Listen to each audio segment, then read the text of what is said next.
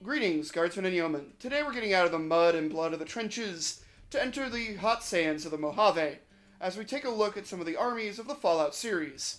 With Season 2 of the Fallout TV show coming out, now is a good time to get into some of the real-world connections and lore of the forces that we can see within the TV show and the greater Fallout games. Starting, of course, with the New California Republic and its armies. The New California Republic represents the good guys of Fallout New Vegas, or at least the better than many of the other options in the game guys. The other options being an oligarch ruling with an iron fist, literally, in the form of Mr. House, the complete anarchy of Yes Man, which leads to the complete destruction of the Vegas area, and of course the Legion. Remember everybody, the Legion are the bad guys. They're literal slavers being run by a sociopath with a god complex, currently dying of leukemia, who is currently spending his final days LARPing as an ancient Roman emperor after misreading a history book one time. The forces in the NCR, in contrast, are deployed in hopes to defend their homelands, personally upholding the ideals of democracy, personal liberty, and rule of law that make up the foundation of the NCR. But this doesn't mean the NCR is without controversy. Rampant expansionism and militarism have drawn ire from both inside and outside the Republic. The policies of military invention and expansion began under President Tandy as a way to defend Shady Sands and to spread democracy through the rest of the wastelands, and expanded greatly after her death, with a sort of manifest destiny possessing the NCR today. But this is not the only issues that the New California Republic deals with when it enters the Mojave. The government of New California is dealing with corruption and how exactly to maintain and hold its territory. The army of the Mojave is undermanned, overstretched, and without vital supplies. Though we can still see through many of their officers this want of protecting the people of New Vegas, to defeat the Legion, and to keep them from ever spreading into California itself. When talking to members of the NCR, you don't see corrupt individuals. You see some poor bastards just trying to do good with the little bit of supplies and manpower they have. And you see the issues that can occur from bad mistakes like Bitter Springs. The real-world connection of the NCR, at least on their government side, is very easy to figure out. Basing their entire government structure after the pre-war United States. They have an office of the president that is elected. They have a House of Representatives and a Senate and a bicameral representative branch that makes the laws for the Republic. And they have a judicial branch with the Supreme Court to interpret those laws. The origins of the NCR begin with Vault 15. Vault 15 was a social experiment run by Vault-Tec to see what would happen if you overpack a vault filled with people of radically different ideologies, essentially making a real-life Twitter. Initially slated to be sealed for 50 years, it barely lasted 20 before the different ideologies exploded into civil war. This led to the mass exodus of Vault 15 in 2097, with the denizens of the Vault spreading across the wasteland to find their own settlements and groups. Though Vault 15 would also give birth to some of the most brutal and earliest raider gangs seen in California, that being the Jackals, Vipers, and Great Khans. While those that didn't want to form a snake cult, brutal raider tribe, and drug pushers formed together into several major settlements. The biggest one was Shady Sands. Created by the Garden of Eden creation kit that they had in the vault, the Gek being a future type of technology that can birth life into a wifeless wasteland of post-war America with a simple push of a button. The use of the Gek would turn the area around the future Shady Sands into a verdant oasis, allowing for the survivors of 15 to get a great head start. The army at this point would be little more than a civil militia, armed with whatever they can bring from their homesteads or scrounge up through traders, and made up of the citizens of Shady Sands, its surrounding towns and homesteads, and the occasional group of mercenaries. And this was reflected in their gear and weapons that they brought to the field. A lot of the equipment and weapons NCR troopers had at this period varied widely, though were mostly cowboy repeaters, hunting shotguns, and rifles, with the occasional assault rifle, submachine gun, and 10mm pistol. They were also able to scrounge up weapons and armor from Vault 15, with some units being seen with Vault-Tec security uniforms, combat helmets, and more heavier armaments including plasma and laser rifles on occasion. For armor, this was mostly leather armor, with with a few bits of metal armor mixed in, depending on what they could scrounge up. At this point, the NCR military operated pretty similar to that of the Minutemen, or the militias that we'd see in the colonies of the early United States. These being volunteers from the surrounding communities, bringing up whatever they could really scrounge up. There was even cases of some of these Minutemen units having handheld weapons like pikes and axes rather than muskets, with some having as little as 4 muskets in between them. Despite the lack of organization and the more civil militia style of the Army at this period, this would be the first stepping stones into forming the professionalized force we see entering the Mojave, and the formation of several specialized units, most notably the NCR Ranger Corps. And by 2189, the Republic is formed by a vote in its city council, formed out of the several states around major settlements, most notably Shady, Los Angeles, Maxim, Hub, and Dayglow. The California Republic would expand greatly, encompassing the entire state of California, and expanding as far north as Washington State, and far south as Baja California. Mostly expanding through diplomatic and economic means. The Congress of New California wasn't above using their rapidly professionalizing army to embrace their inner Theodore Roosevelt and carry the big stick, wiping away many raider clans and gangs in the region. For most, the New California Republic represented prosperity, and a chance to actually improve their lives, rather than simply survival in the ruins of post-war America. Though the people of New California weren't above some underhanded tactics to get what they want, most notably in New Reno and Vault City, conducting some undercover operations, well-timed sabotage, and the paying of some mercenaries and mute protagonists to convince the people of Vault City that it's probably not safe to go it alone, and to remove the ruling houses of New Reno. These advancements saw the New California Republic finally leave the western coast of the United States and head eastward, beginning many of the issues that we can see going into Fallout New Vegas. The army that enters the Mojave is a fully professionalized force, and much of the armed forces of the New California Republic are based off the standard American military, which makes sense for a post-war American successor state.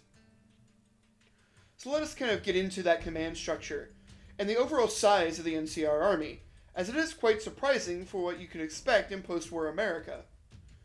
And with it being so similar to the United States military, we can get a clear, distinct command structure for the entirety of the NCRA. So let's begin going through the command structure and the overall size of the NCR military, starting from the very top, the Field Army under the command of General Lee Oliver. Though General Oliver's official rank isn't really mentioned within the game, going off of his player model, we can clearly see that he's a 4-star general. Being a 4-star general means he's in command of a field army. A field army in pre-war times could number up to 50,000 soldiers, and hasn't been used in the United States since 1991 under General Schwarzkopf. Now 50,000 men might seem a little extreme, especially in the post-war America. It is unknown exactly how big the NCR Army is in total. What really we have for population of the NCR comes from Fallout 2, stating that the population at that point was around 700,000. With the territory and size of the NCR expanding greatly in the century after this, it wouldn't be entirely impossible that they could field 50,000 men in a single region, especially since they're known to be spread thin. Oliver is the overall commander of the defense of Hoover Dam and of New Vegas itself. He has earned the nickname General Wait-and-See because of his tunnel vision on guarding Hoover Dam from Legion assault, placing the vast majority of his troops along the banks of the Colorado and in the dam itself. Under General Oliver's command is at least 3 brigades, one of the largest single deployments of the NCRA in its history. Each brigade can number from 2 to 5,000 soldiers, at least on paper. Most notably, we have the 5th Brigade, named so because it's the only one really name-dropped during the entirety of the game, and probably be the vast majority of soldiers that we can see throughout our playthrough, and I believe under the command of James Shue. Colonel Shue is in charge of the forces around Camp McCarran, the operational headquarters of the NCRA within the region. Running into the second colonel, Colonel Moore, as we get closer to Hoover Dam itself, as she commands the vast majority of the troops in the region guarding against the Legion. The 3rd Brigade is probably under Chief Hanlon. chief being the equivalent of a colonel or a brigadier general, and in charge of the Ranger Brigade in the division. This places at least 10 to 15,000 soldiers in total in the division that we can see within game. Again, on paper, as we don't know the true sizes and population metrics of New California and the NCRA. Though other context clues help to prove this point, as it is stated that they can take on about 1,000 casualties per year per occupation and easily replace them through conscripts and volunteers. The next highest rank we'd see is that of the Major, in charge of major strategic outposts and forward operating bases, most notably at Camp Forlorn Hope with Major Pilati, and the Mojave Outpost under Major Knight. This is where we can actually see a major separation between the US military and the NCRA, as a major appears to be the head of battalions rather than a lieutenant colonel, as none are mentioned within game, placing these majors in charge of 100 to about 1,000 soldiers, separated into 3 to 5 companies. Below them would be captains. Captains are typically seen in charge of specialized companies, batteries, or troops. We can see them operating different command centers, particularly the refugee camps around Aerotech and Bitter Springs, or in charge of specialized units like the military police on the Strip. Below them would be your lieutenants, separated into first and second lieutenants, with some of them even being in charge of company-level garrisons, most notably at Helios 1. They can also be in charge of specialized groups, most notably Alpha Team at Camp McCarran is commanded by Lieutenant Gorbetz. Below the first and second lieutenants is when you get into your enlisted rankings, starting with the highest ranking enlisted men, the sergeants, at their various levels. Typically, the highest ranking enlisted man of a company would be known as the Sergeant Major, though this isn't seem to be the case for the NCRA, as they're labeled as first sergeants, as we do have one in the game, Sergeant Astor. Below them would be staff sergeants or technical sergeants. These sergeants are usually in charge of specialized operations, particularly logistics or communications, and sometimes can be, in the case of a staff sergeant, in charge of platoons. Below them would be your standard sergeants. This is probably one of the more common command ranks that you'll see in the Mojave. Much like the standard US military, the NCRA is squad-based, so a sergeant has full reign to conduct operations as they see fit. You can see sergeants in charge of raids at the NCRF or when the courier goes to liberate Nelson. When out on these specialized missions, they can be seen leading squads of 6 to 10 men throughout the roads of the Mojave. Sergeants are also put in charge of training operations, most notably at Camp Gulf. While there, the courier can meet a squad of misfits and can train them up to be the best performing squad out of the whole division. That or fill them with enough psycho to kill a horse, leading to their eventual death by firing squad. The average squad is about 6 to 10 men with the sergeant in command, and below them, the corporal, with their main duty just to assist the sergeant in running the squad. Below them would be your simple privates. This is your basic soldier, your rifleman. Now that we know the basic size of the NCRA within the Mojave and its ranking structure, let's get into some of the units that make up this force. The most numerous part of the NCRA is that of the trooper. This is your standard riflemen. Most of the time they're volunteers, though recently in the Mojave campaign, they've moved on to conscription to deal with the attrition rates. These individuals have your standard rifles, armor, and equipment. You can see them across the Mojave and the entirety of the NCR itself, patrolling the interstates, NCR fortifications and bases, and towns, always wishing for that nuclear winter. While the NCR trooper represents the basic infantrymen, once they're in the NCRA, they can specialize into numerous different units. One of the more interesting ones that we can see is that of the NCR Heavy Infantry. NCR Heavy Troopers are a byproduct of the NCR Brotherhood War and the earlier NCR Enclave War. The war between the Brotherhood and the NCR was a long drawn-out conflict that resulted in many lives, though temporarily forced the Brotherhood off the surface and scattered them throughout the West Coast. This left plenty of technology for the NCRA to salvage, most notably, many suits of T-45D power armor.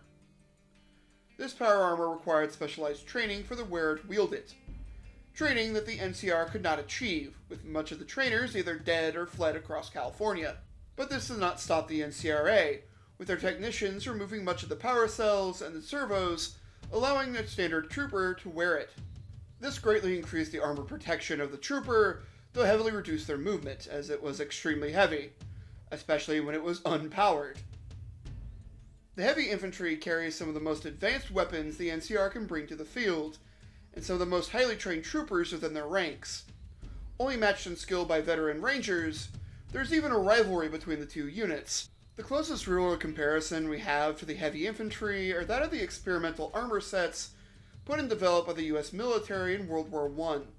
These armor sets were meant to support machine gunners and sentries. The most famous is the Model 8, and was put into testing phases in late 1918. While being able to provide heavy protection for the soldier, with some cases even stopping rifle rounds, it was extremely heavy, with the armor being over 100 pounds when fully put together. Heavily restricting the soldier's movement, it never got out of the testing phases or saw combat. It contained a specialized helmet with some variants carrying a full fold-down visor, a specialized breast and back plate, arm protections consisting of everything from pauldrons on the shoulders to specialized gauntlets, and full leg protection. Despite never seeing combat, it made a heavy impact in the world of pop culture, with many fan animations of Fallout depicting NCRA troopers wielding this armor set. It also was the inspiration of the shock trooper armor we see in Trench Crusade, and one-to-one they're extremely similar. Also, if you ever played Battlefield 1, this is the armor set used by every machine gunner in the game. The NCRA also has several more non-combat roles, this being the Field Service Division. They help set up the fortifications and bases that we can see across the Mojave, along with the Medical Corps. These operate as field medics and doctors that support the troops and refugees at these camps. And then finally, you have the Military Police. The Military Police enforce the laws of the NCR across NCR installations, and this includes the Strip. At least for NCR personnel, which has to be a time and a half to try to police a bunch of drunk conscripts in the middle of the City of Sin. There is a notable mention that corporal punishment is still used within the NCR, though the only real example comes from a Fumitarius that was parading around as a captain, so I don't know how accurate that actually is. MPs themselves look like your standard trooper, though emblazoned with MP across armbands and their helmets, standing of course for, obviously, military police. They're armed with shock batons, a less than lethal way of subduing NCR prisoners, allowing them to face military justice. The next several divisions, while not seen in-game, are heavily mentioned within the Fallout Bible, that being the motorized, mechanized, and armored divisions. Yes, the NCRA has access to both tanks, APCs, and Army vehicles, most of them being salvaged from Army camps. They're limited in number and range due to the lack of spare parts, and the lack of proper rubber tires. The motorized and mechanized companies do exactly what you expect. Infantry forces mounted on vehicles, with the motorized being mostly mounted on Army trucks and salvaged jeeps. While the men of the mechanized can even be seen with old world APCs. These are incredibly rare in number and are barely seen, though we do see the occasional Army truck within the Mojave, though they're supposed to be wrecks. As far as the armored divisions, we don't know exactly what they would look like. Going off of many fan creations, they usually use salvaged tanks such as Shermans and Pattons. Pattons could actually be pretty well used along with Chaffees and other Cold War-era vehicles, as they fit the aesthetic and would be in large numbers with how the US was post-World War II. Though more than likely, it's going to be the same style of tanks that we'd see in Fallout 4. As far as I know, they're called the Patriots, and they're quite weird, looking almost like a 40K tank with a twin turret and a quad suspension of 4 independent tracks. This would be the same for their APCs, as we do see a variation of the APC also in Fallout 4. These armored vehicles would be used extremely sparingly, as it's very hard to find spare parts and other ways to maintain these vehicles. So we don't know the exact number they have. They would only be used for major assaults or defenses, particularly the NCR homeland. Though I wouldn't put it past seeing these tanks being used, say in the initial entrance of the Mojave or in the battle for Helios 1. One aspect of the NCRA that is heavily mentioned, though rarely seen, is that of the NCR Air Force. The NCRA Air Force mostly comprises of recaptured birds taken from their wars with the Enclave and the Brotherhood of Steel, most coming from the destruction of the oil rig. These vertibirds are mostly seen transporting supplies from the NCR heartlands to the frontiers, and 4 can be seen along I-15 at a transportation hub there. Though one special one can even be seen transporting the president of the NCR, known as Bear Force 1, and others are seen transporting combat troops. Marine Force 1 has a direct real-world comparison, that being Marine 1. Marine 1 is a specialized marine helicopter used to transport the president across country. And interestingly enough, they've actually been implementing V-22 Ospreys into the presidential fleet, meaning that we actually do have a chance that a V-22, a real-life vertibird, is transporting the president on occasion. One specialized unit that we can see throughout the game is that of 1st Recon, or the NCR 1st Recon Battalion. This is a specialized unit made up of skirmishers and snipers, designed to disrupt enemy command structures and supply lines. They are seen heavily throughout the game with companions like Craig Boone, quest givers like Manny Vargas, and units like Alpha Team, taking volunteers from the best sharpshooters of the NCR military. During the first and second battles of Hoover Dam, they supported the NCR Rangers by killing enemy officers. The battalion is mostly organized in two-man sniper teams, with one operating as the sniper and the other as the spotter, though they can be seen in bigger squad-level operations depending on the mission, always seen wearing their traditional red berets and wielding .308 caliber hunting rifles. They are consummate snipers. The best real-world comparisons we have to the 1st Recon is that of the sharpshooters. Sharpshooters as a specialized unit got started around World War I. While they existed prior to this in the armies of Napoleon with specialized rifles and units, the way we see sniping today gets fully started within the trenches of the Great War, as both sides decided that a single man with a rifle can be more effective than a mass infantry charge. It would be the German military that would be first developed snipers through their Jaeger Corps, though the Entente quickly followed, and sharpshooters were seen heavily among both sides throughout the entirety of the conflict, with the American Expeditionary Force getting in on the action when they joined in 1917, seeing the effectiveness of German snipers. The US military would greatly expand their marksmanship courses throughout World War II, Korea, and into Vietnam. And this is where we get probably one of the most famous snipers in all of American history, Carlos Hathcock. Carlos Hathcock, or better known as Whitefeather, would go on to have 93 confirmed kills throughout his tours of Vietnam. He would also be credited with some of the more mythical shots ever created by US snipers. Most notably during a counter-sniper operation, he took out an NVN sniper known as the Cobra through a single shot through the rifleman's scope, and be credited with the longest kill in recorded history, a feat that would not be surpassed until 2014 by a Canadian sniper. After his service in Vietnam, he would help to establish the Marine Scout Sniper School, establishing much of the tactics the US military still relies on today, and in our case helped to inspire the 1st Recon Battalion. In fact, many of these snipers would be formed in the 1st Recon Battalion of the 1st Division of the United States Marines, a direct comparison to the 1st Recon Brigade. The final unit we'll really go over is one you've been waiting for, the NCR Rangers. The NCR Rangers are probably the most iconic unit in the entirety of Fallout New Vegas. I mean, one of their Rangers is proudly on the cover of the game. But the origins of the Rangers date back far more. In fact, the first mission of the official NCR Rangers was to rescue President Tandy all the way back in Fallout 1. And they've only expanded the Corps since then. The Rangers operate as a specialized long-range scouting, reconnaissance, and special operations unit. They conduct missions such as rescue operations, sabotage missions, assassinations, and even bounty hunting and law enforcement patrol operations, operating as a mixture of SOF Tier 1 operators and Wild West lawmen. And this actually reflects on how they're organized and operate. Unlike the NCRA, they're an entirely volunteer force, and don't have your standard ranks, instead going off of experience, and they accept anybody they deem fit to join the organization.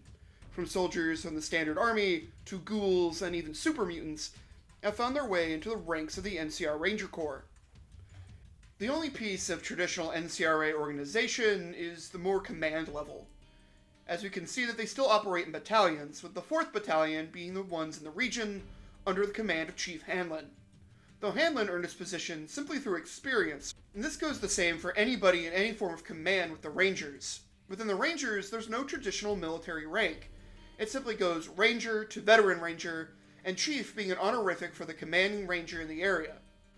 Though this is not always the case, as one Ranger does refer to himself as a Staff Sergeant in-game. The Ranger Corps also has another unique element.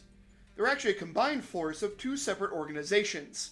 your standard NCR Rangers coming from New California, and the Desert Rangers, who operated as an independent law enforcement agency within the Mojave since long before the NCR even existed. The Desert Rangers are heavily based off of the Texas Rangers, not the baseball team, the independent law enforcement agency that operated within the Texas territory before being officially recognized by the state when it joined the Union. The Texas Rangers operate as the highest level of investigations within the state. Think of themselves as an FBI of Texas. They're also able to take over any case they deem fit, which has led to no shortage of ire from local law enforcement agencies, as it seems that the Rangers love taking a case half completed and then taking all the credit. The Texas Rangers also have a massive impact on pop culture, particularly through the show Walker, Texas Ranger, starring the famous Chuck Norris, though they have popped up in other locations as well. The Desert Rangers would go on to unify with the New California Rangers in 2241 under Ranger Chief Elise. This is actually why there's a giant statue at the Mojave Outpost. It signifies them uniting, combining their skills to form one major corps of Rangers known as the 4th Battalion. There's one other group I feel is a direct real-world comparison to the Rangers, and that being the Special Operations Force known as the Green Berets. The Green Berets, or otherwise known as the 10th Group Special Operations, was established in 1952 from veterans from the 1st Special Service Force and the OSS, or Office of Strategic Services. The Green Berets became the first real combined unit, and tasked with unconventional warfare, direct action engagements, counterterrorism, special reconnaissance, counter-narcotics, and even peacekeeping operations. The Green Berets organized themselves in long-range units, staying behind enemy lines for days at a time, and have access to some of the best weapons available. The Green Berets are probably the most famous for actions taken during the Vietnam War, where they had formed the Military Assistance Command Vietnam Studies and Operations Group, otherwise known as MACV-SOG. MACV-SOG conducted operations with local Montagnard tribesmen within the country of Vietnam and across the borders into Laos and Cambodia, where they would conduct long-range strategic reconnaissance, destruction of foreign supply points, assassination missions, covert operations, and psychological warfare actions. They're probably one of the most famous units ever to come out of Vietnam, with many video games and movies depicting MACV-SOG. And MACV-SOG operators earned several medals of honor, one being Roy Benavides. Having just returned to Vietnam after almost losing his ability to walk due to a landmine, Benavides overheard that a MACV-SOG platoon was getting overrun by NVA forces, and several of his known friends were dead. Not even thinking, Benavides ran to the nearest helicopter returning to the action, armed only with a machete and several medical bags.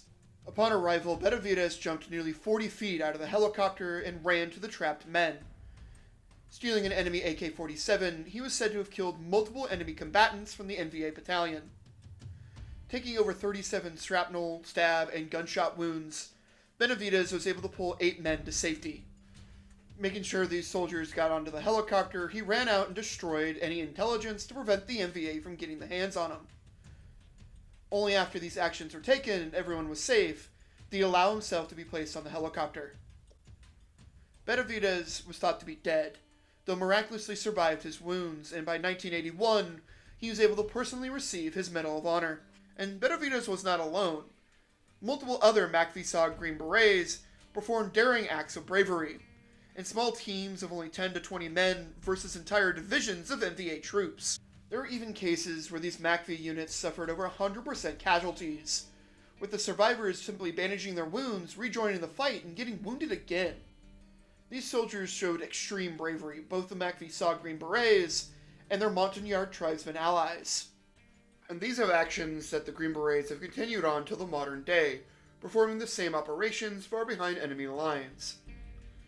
These are almost one-to-one with a lot of the actions we see of the Rangers, performing behind enemy lines, conducting assassinations and sabotage missions, and working with the local populace. A prime example of this is actually working with the courier. Should you get enough rep with the NCR, you're given an emergency radio that sends NCR Rangers to directly aid you in combat. The NCR Rangers are also known for recruiting a number of different people to their ranks, as they don't discriminate like the normal NCRA. As long as you can meet the requirements, you are allowed to become a Ranger. The Rangers operate as part scout, part commando, and part sheriff, with many times operating as law enforcement in the areas. especially in the last 10 years since they entered the Mojave. The original mission statement of both the NCR and Desert Rangers was to uproot slavery and to defend the innocent. This mission statement has expanded greatly, and the now combined Ranger battalions uphold the ideals of the NCR itself, maintaining their motto of Sic Semper Tyrannis, or Death Be to Tyrants, and embracing the Green Berets' motto of De Optu Libre, or to liberate others. Finally, let's get into the weapons and equipment that we can see the NCRA using in the field. One thing about standard NCR equipment is that it's all manufactured post-war in factories within the NCR. The NCR has access to a number of resources and can produce standard equipment, armor, and weapons. And this is no different for the NCR Rangers. The ones coming from New California Republic actually have a standardized reinforced combat armor as their standard equipment. This is handmade in the factories of the NCR, and have been modified for work in the deserts, from extra water backpacks, headscarves, and the like, and are also equipped with their standardized Ranger headgear. This hat is actually based off of the US military's campaign hat from the First World War. Originally referred to as the Doughboy hat, this cap was issued to both the Army and the Marine Corps for service overseas. After the war, this style of headwear would transition to federal, state, and local agencies. Most notably, many state troopers still wear a variation of this cap even to this day. And most iconically, the National Forest Service and the National Park Service both use this campaign hat as their standard headgear, and it's probably where you've most likely seen it before. It gets the term Smokey Bear from its use in the National Forest Service, as their mascot, Smokey Bear, would wear this campaign hat while telling you how to prevent wildfires. As far as their direct armor, there's no in-world comparison. This is the reinforced combat armor seen in use by the pre-war military of the United States within the Fallout series. When not in their combat uniforms, they seem to just wear typical Wild West attire, from cowboy hats, dusters, and the like. It's the Desert Rangers, along with the Veteran Rangers after unification, that don the most unique piece of armor ever seen in Fallout New Vegas, that being NCR Ranger Combat Armor. This combat armor is made up of riot patrol armor from the LAPD and state troopers from across the Mojave, mostly Nevada. This riot armor was used by the different riot squads and tactical teams by these police departments, as pre-war America was under heavy duress even before the start of the Great War, and riots were common. Though in fact after unification, this armor was started to be produced in-house by NCR factories as well, with many of the veteran Rangers carrying these post-war suits. The other piece of kit that is the most iconic of the Desert Rangers is that of their duster. The duster is a long leather coat, and used to block out the Mojave's harsh conditions. When it comes to the weapons used by the Rangers, they are the best that the NCR has to offer, outside of the more heavier equipment used by the NCR Heavy Infantry. The Rangers are known to carry a multitude of weapons, most of these being the old Wild West shooters that you expect for your long guns, these being the cowboy repeaters, brush guns, and hunting revolvers. Though we can see M&A 9mm pistols, assault carbines, and the standard service rifle among their ranks. The Rangers are especially known for two iconic weapons, probably the biggest one being the Ranger Sequoia. The Ranger Sequoia is a Magnum revolver based off the Magnum Research BFR, a single-action revolver manufactured by Magnum Research. These revolvers would be chambered in some of the heaviest rounds ever to be fitted into a revolver, most notably 460 and 500 Smith & Wesson Magnum, 30-30, 444 Marlin, and in the case of Fallout New Vegas, 4570 Government. 4570 Government is only used within the bush gun within game, a long-range rifle, though the hunting revolver also uses 4570. The Sequoia itself serves as a mark of veterancy for the NCR Rangers, only be gifting to the Rangers that served at least 20 years within the organization. Specialized engravings dot the entire gun, from engravings of the Ranger's badge on the hilt, to a specialized for honorable service along its barrel. It is a specialized weapon for only of the elite of the elite. The second most iconic weapon that we can see from the Rangers even has a place within the original trailer for the game, that being the anti-material rifle, used both by snipers in the 1st Recon Battalion and veteran Rangers. This sniper rifle actually has a full real-world comparison, that being the PGM Hecate 2. The Hecate 2 is the standard heavy sniper rifle and anti-material rifle of the French Army. Designed to be similar to other PGM rifles, it's one of the few other rifles in the NATO arsenal that is chambered in 50 BMG, serving as a direct comparison to the more common Barrett 50, and is seen in action with several special forces units, particularly in Eastern Europe, but is also seen in Brazil, Egypt, and Indonesia. For the troopers, everything they carry is standardized. Factories and trading companies, particularly the Crimson Caravan and the Fargo traders, help to provide uniforms and equipment for the NCR troopers, and rifles supplied by the gun runners are in the hands of every soldier of the NCR. The uniforms worn by the NCR actually have an interesting origin. While yes, a lot of it is based off of the United States military, as much of the stuff with the NCR, the uniforms are actually based off World War I Anzac Desert fatigues. The Anzac forces, also known as the Australian New Zealand Corps, where we get the term Anzac from, were men recruited from both Australia and New Zealand around the beginning of the war, originally in 1914, though this would expand later on. They're probably most well known for their actions within Gallipoli, Gallipoli being the British Empire attempt to invade the Ottoman homeland. It was a common belief by British High Command that the Ottomans were the sick man of Europe, which had been proven in the recent decades, particularly after the Crimean War, the Young Turks Revolution, and the rulership of several inept sultans that led to many internal problems of the ancient empire. Though the British forces heavily overplayed their hand and just assumed that the empire would simply crumble, seeing an invasion in their heartland. The Gallipoli invasion would be one of the first official sea invasions of the 20th century, but it would only be a span of weeks before trench warfare would again show itself throughout the mountains of Gallipoli. The soldiers of the Ottoman Empire fought hard and proved their worth immensely, defending their homeland from the invading Commonwealth forces. And after weeks of attrition warfare, the Commonwealth forces retreated, declaring the invasion a failure, resulting in thousands of casualties. Much of the Anzac force would be transferred to the Western Front, where they proved themselves in battles such as Ypres and the Somme. Though much of the Anzacs would actually remain within the Middle East and in Africa, joined by units such as the 21st Welsh Yeomanry. They took part in actions such as the invasions of the Middle East under T.E. Lawrence, and in the defense of Egypt, where they turned around a massive Ottoman invasion. It is openly stated that the designers of Fallout took much of their inspiration for the NCR's uniforms from these Anzac Desert fatigues, and we can see that from their flak uniforms, trousers, puttees, and particularly their headgear, which is known as the pith helmet. The pith helmet is probably most famous with its use in India and Africa. It became famous, or more rather infamous, in many cultures, seen as a symbol of colonialism. The pith helmet was common among all colonial forces across the regions, and particularly in desert environments. The one that we see used by the NCR is based off the World War I variation. This version of the pith would be covered in a khaki cloth, the same cloth used for the puttees, typically to provide better camouflage in desert environments. Though there's one major quirk with the pith helmets we see being worn by NCR troopers. They're actually steel helmets. The original pith was never designed to be a steel helmet. It was made of cloth for better heat distribution for the wearer.